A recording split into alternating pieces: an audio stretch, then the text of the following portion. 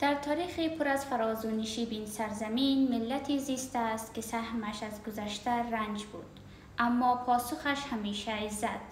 فرهنگ هزارگی تنها مجموعی از آداب و رسوم نیست، بلکه شناسنامه هویتی است که در برابر طوفان تبعیض با قامت استوار ایستاد. فرهنگی که در سکوت تاریخ سخن گفت، در حاشیه درخشید و در سایه ایستادگی را معنا کرد. هزاران نام ملتی است که با زبان، با موسیقی، با هنر و اندیشه خود را ساخت، نه از مسیر قدرت بلکه از راه فرهنگ. امروز در جای جای این جامعه فرزندان هزاره با سخت کوشی، اندیشه و خلاقیت در حال باز تعریف جایگاه خود در تاریخند.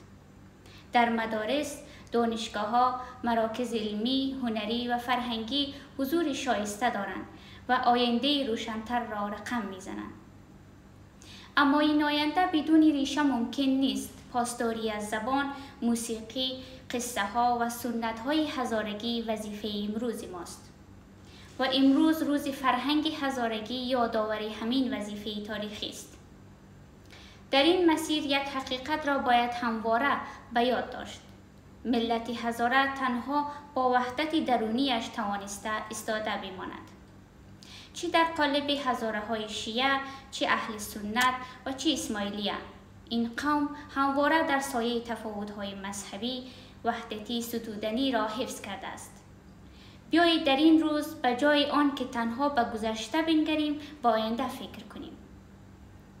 به مسئولیتی که در برابر هویتمان داریم و به عهدی که با نسل‌های بعدی بسته ایم. حفظ فرهنگ، تقویت وحدت و ساختن فردا. 19 می روز فرهنگ هزارگی به تمام قوم‌های گل گرامی باد.